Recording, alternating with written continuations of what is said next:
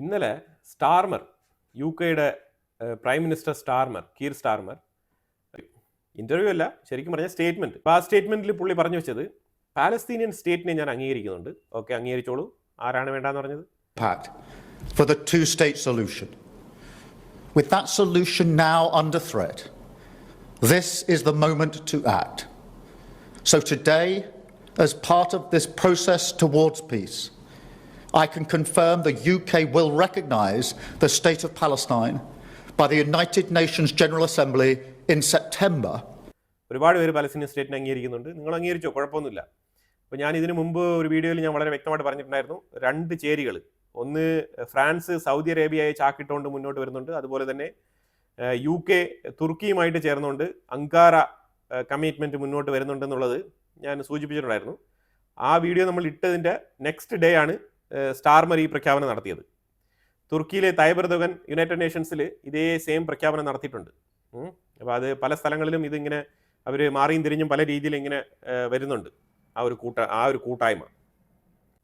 U K prime minister കീർ Starmer Donald ട്രംപിനെ എങ്ങനെയെങ്കിലും ഈ പാലസ്തീനിയൻ ടു സ്റ്റേറ്റ് അതിനെ അംഗീകരിപ്പിക്കാൻ വേണ്ടിയിട്ട്, അതായത് ട്രംപിൻ്റെ സമ്മതത്തോടു കൂടിയാണ് ഞാൻ ഈ ഒരു സ്റ്റേറ്റ്മെൻറ്റ് പറയുന്നത് എന്നുള്ള രീതിയിൽ വരുത്തി തീർക്കുന്നത് പോലെയാണ് കീർ സ്റ്റാർമർ സ്റ്റേറ്റ്മെൻറ്റ് പറഞ്ഞത്. അതായത് I spoken to President Trump, ഇങ്ങനെയാണ് പുള്ളി സംസാരിച്ചത്.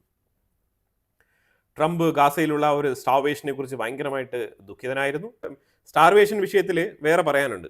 ഈ സ്റ്റാർമർ ഇങ്ങനെ പറഞ്ഞ് പാലസ്തീനിയൻ സ്റ്റേറ്റിനെ ഞാൻ സെപ്റ്റംബറിൽ അംഗീകരിക്കും എന്നാണ് പറഞ്ഞത്. സെപ്റ്റംബറിൽ. എനിവേ, സെപ്റ്റംബറിലോ ഒക്ടോബറിലോ നിങ്ങൾ 2027 8 എപ്പോൾ വേണമെങ്കിലും നിങ്ങൾ അംഗീകരിച്ചോ.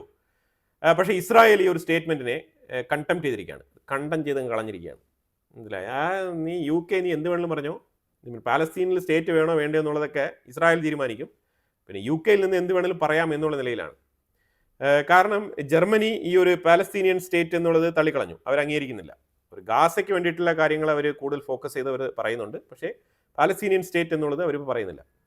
അപ്പോൾ അതുപോലെ ഗ്ലോബലി തന്നെ പല രാജ്യങ്ങളും ഇപ്പോൾ പാലസ്തീനിയൻ സ്റ്റേറ്റ് എന്നുള്ളതിനെ അത്രമാത്രം എംഫസൈസ് ചെയ്ത് മുന്നോട്ട് കൊണ്ടുവരുന്നില്ല. അതാണ് യാഥാർത്ഥ്യം.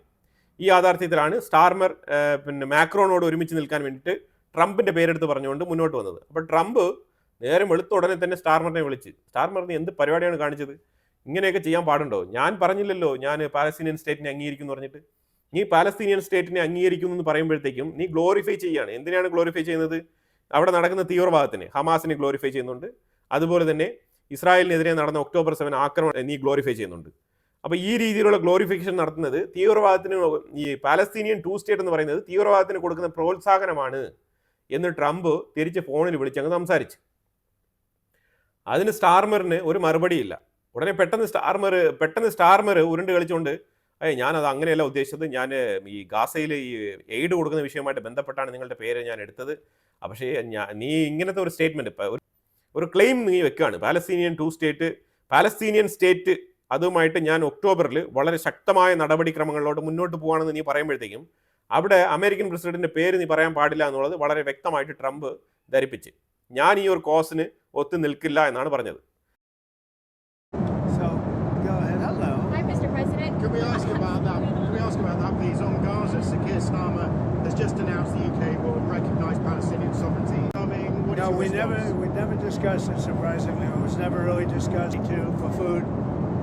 And hopefully it's going to be properly distributed, and it will be. I think it will be. We have some pretty good response on people for the distribution of the food. Mr. President, we want to take it one thing at a time. They need food, and they need people to be able to get them the food. But to follow up on that, I mean, is there any use at all in pressuring Israel now to come to some sort of longer-term solution? Well, you could make the case that you're rewarding people, that you're rewarding Hamas if you do that, and I don't think they should be rewarded. So I'm not in that camp, to be honest. We'll let you know where we are in, but I am not in that camp. Mr. President, അതോട് കീർ സ്റ്റാർമറിൻ്റെ കിളി പോയി. അപ്പോൾ ഇതൊരു സൈഡിൽ ഇങ്ങനെ നടക്കുമ്പോഴത്തേക്കും Arab രാജ്യങ്ങൾ, മൊത്തത്തിൽ Arab രാജ്യങ്ങൾ including Saudi Arabia, Qatar, Egypt ഉൾപ്പെടെ, എക്സെപ്റ്റ് തുർക്കി കേട്ടോ, തുർക്കി ഇതിനകത്തില്ല, ബാക്കിയുള്ള മിഡിൽ ഈസ്റ്റിലെ അറബ് രാജ്യങ്ങൾ മൊത്തം, ഈ പ്രോക്സി രാജ്യങ്ങളൊക്കെ ഒഴിവാക്കിക്കോ, ലെബനാൻ അങ്ങനത്തെ രാജ്യങ്ങളൊന്നും, പ്രധാനപ്പെട്ട US ചേരിയിലുള്ള മറ്റുള്ള രാജ്യങ്ങളെല്ലാം തന്നെ ആദ്യമായിട്ട് കണ്ടംപ്റ്റ് ചെയ്തിരിക്കുകയാണ്. എന്തിനെ? ഒക്ടോബർ 7 ഇസ്രായേലിൻ്റെ ഉള്ളിൽ ഹമാസ് നടത്തിയ ഭീകരവാദ പ്രവർത്തനത്തിനെ, ആ ഒരു ക്രൂരകൃത്യത്തിനെ ആദ്യമായിട്ട് അപലപിച്ചിരിക്കുകയാണ്.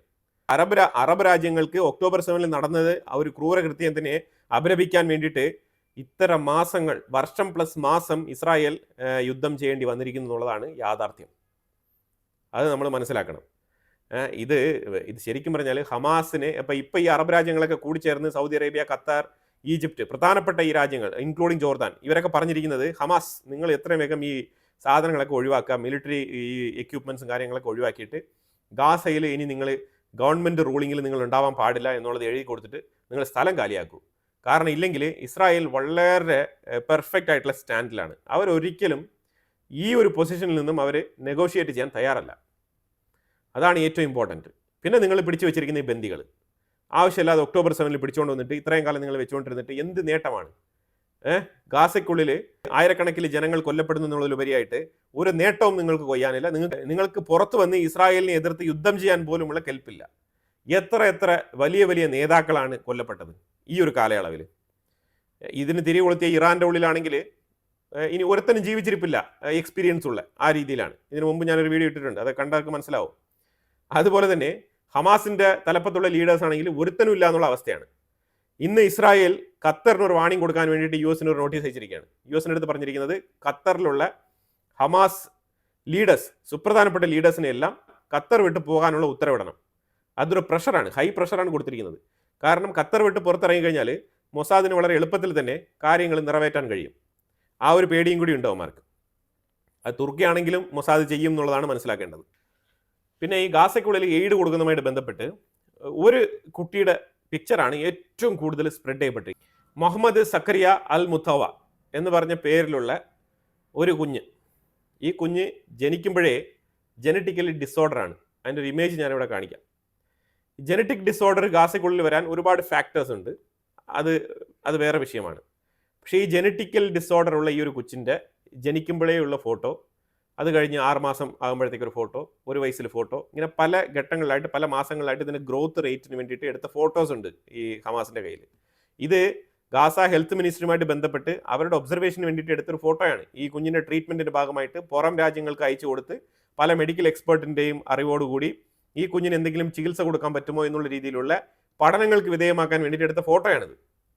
ഈ ഫോട്ടോസിനെ ഹമാസ് വളരെ ബുദ്ധിപരമായിട്ട് ഈ കുഞ്ഞിനെ വെച്ചുകൊണ്ട് ഇതാണ് ഗാസയിലെ കുഞ്ഞുങ്ങളുടെ അവസ്ഥ എന്നുള്ള രീതിയിൽ കാണിച്ച് പ്രചരിപ്പിക്കുന്ന ഒരു സംഗതിയാണ് ഇപ്പം ഈ കഴിഞ്ഞ 2 ആഴ്ച കൊണ്ട് നടന്നത്. 2 ആഴ്ചയില്ല, അത് കുറേ നാളുകൊണ്ടേ നടക്കുന്നുണ്ട്. ഇതിന് വാഷിങ്ടൺ പോസ്റ്റ് ആയിക്കോട്ടെ, അതേപോലെ തന്നെ ന്യൂയോർക്ക് ടൈംസ് ആയിക്കോട്ടെ, ഇവരെല്ലാം തന്നെ പരിപോഷിപ്പിച്ചിട്ട് ഇത് ഗാസയിലെ കുട്ടികളുടെ ഇന്നത്തെ അവസ്ഥയാണെന്നുള്ള നിലയിൽ ഈ കുഞ്ഞിൻ്റെ തന്നെ മൾട്ടിപ്പിൾ ഫോട്ടോ, പല പ്രായത്തിലുള്ള ഫോട്ടോയാണ് എടുത്ത് പ്രചരിപ്പിച്ച് ഗാസയിലെ കുഞ്ഞുങ്ങൾ എങ്ങനെയാണെന്ന് പറയുന്നത്.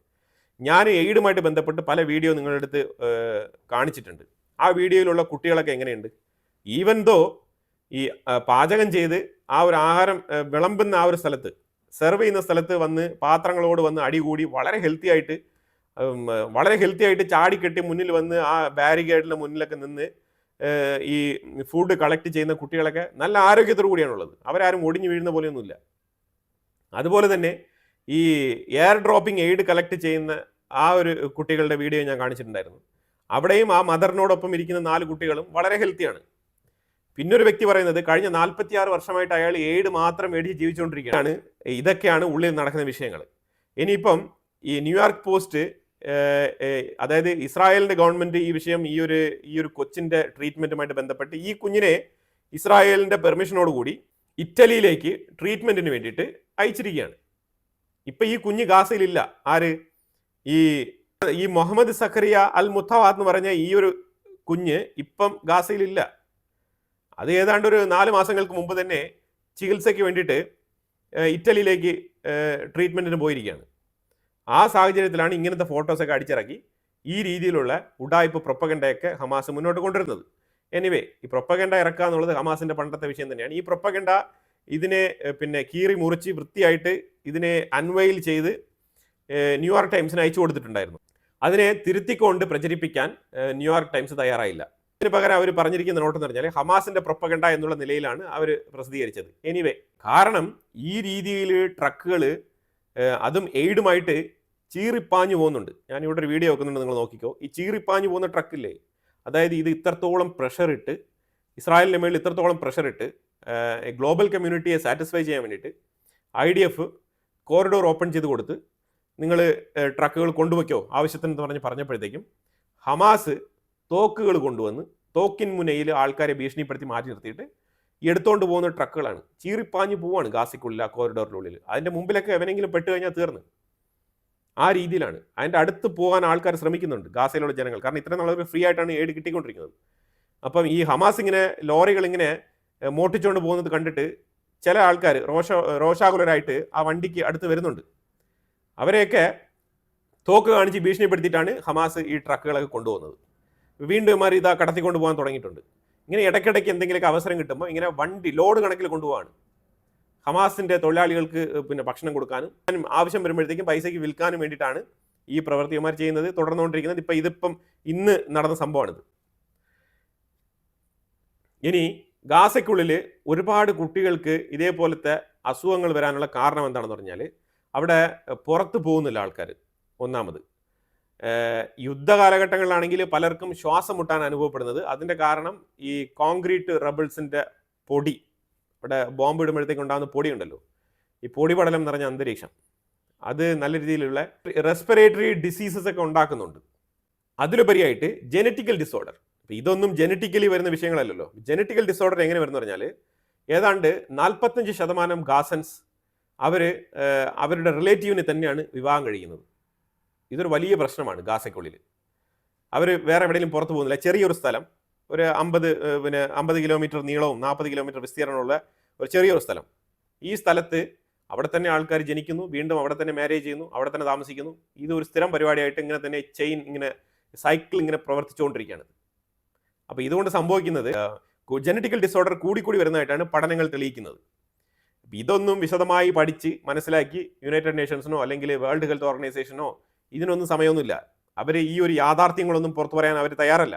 45% സ്ത്രീകളും ഇതേപോലെ റിലേറ്റീവിനെ വിവാഹം കഴിച്ചിട്ട് ജനറ്റിക്കൽ ഡിസോർഡർ ഉള്ള കുട്ടികളെ ജനിപ്പിക്കുന്നതാണ് അവരുടെ പ്രധാനപ്പെട്ട പ്രശ്നം. മെജോറിറ്റി കുട്ടികൾക്കും കണ്ണുമായിട്ട് ബന്ധപ്പെട്ട അസുഖം, ഇതേപോലെ ഈ മുഹമ്മദ് സക്കറിയ പോലത്തെ ഇതേപോലത്തെ ഏറ്റവും കൂടുതൽ ഇതുപോലത്തെ അസുഖങ്ങളാണ് ഈ കുട്ടികൾക്ക് വന്നിരിക്കുന്നത്, ജനറ്റിക്കൽ ഡിസോർഡേഴ്സ്. അപ്പോൾ ഇതൊക്കെയാണ് ഇവർ ഫോട്ടോ എടുത്തുകൊണ്ട് വന്നിട്ട് ഇങ്ങനെ പ്രൊപ്പഗൻഡ നടത്തുന്നത്. ഇപ്പോൾ ഒരു സൊസൈറ്റിയിലുള്ള കുട്ടികൾക്ക് ആർക്കും തന്നെ ആഹാരം കിട്ടുന്നില്ല എന്നുണ്ടെങ്കിൽ അവിടുത്തെ കുട്ടികളെല്ലാം തന്നെ ഒരേപോലെ നമുക്ക് നോക്കുമ്പോൾ മനസ്സിലാക്കാൻ വരണം, അല്ലേ? കുറച്ച് അങ്ങോട്ടും ഇങ്ങോട്ടൊക്കെ ആവാൻ വ്യത്യാസം.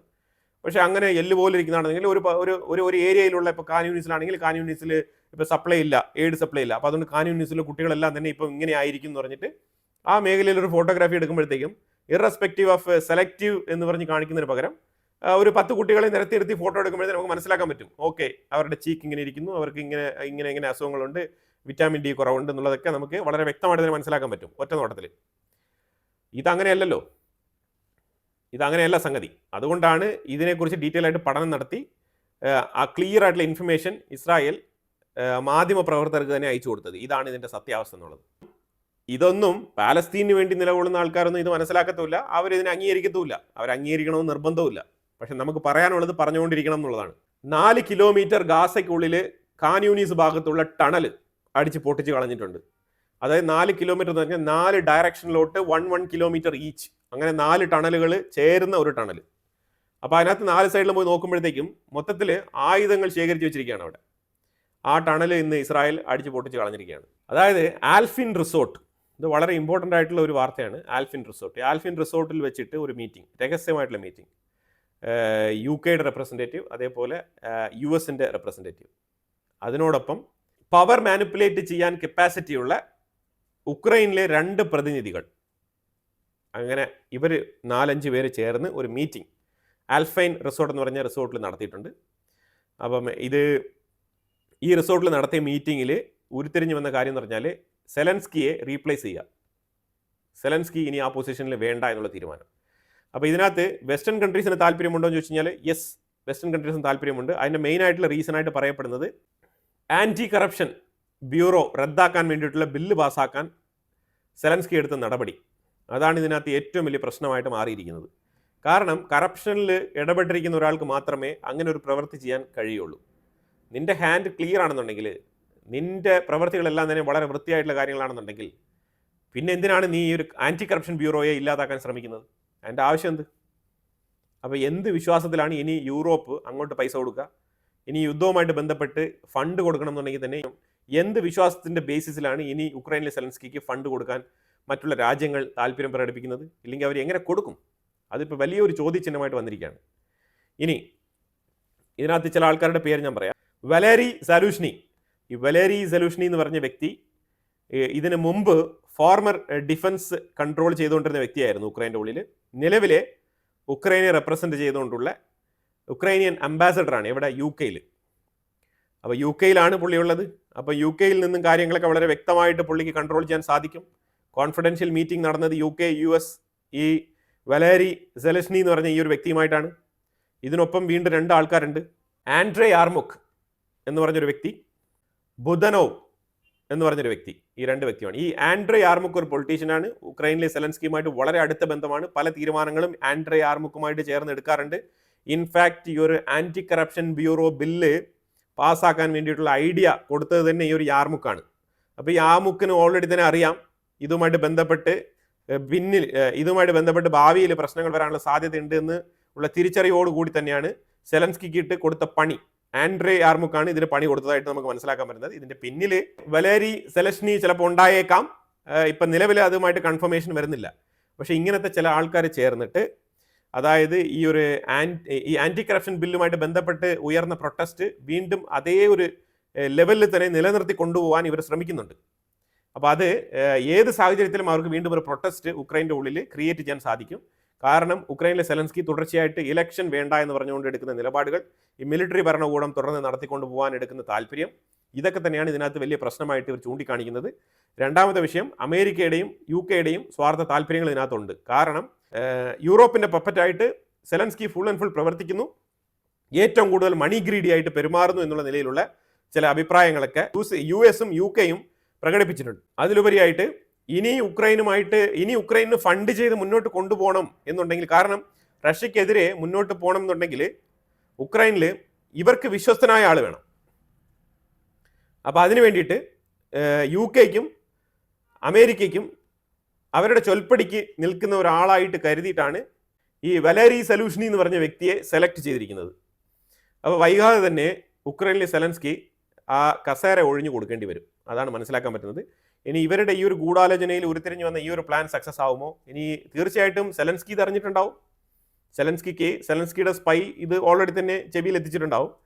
സെലൻസ്കി ഇനി ഇതിൻ്റെ സൈഡിൽ എന്തെങ്കിലുമൊക്കെ പ്ലാൻ ചെയ്യുന്നുണ്ടോ? ഇവർക്ക് വിധേയമായിക്കൊണ്ട് പല നെഗോസിയേഷനിലും ഏർപ്പെട്ടുകൊണ്ട് ഈ ഒരു പ്രസിഡന്റ് സ്ഥാനത്ത് തന്നെ തുടരാൻ എന്തെങ്കിലും സാധ്യത ഉണ്ടോ എന്നുള്ള മാർഗ്ഗങ്ങൾ കൂടി പുള്ളി അന്വേഷിക്കും.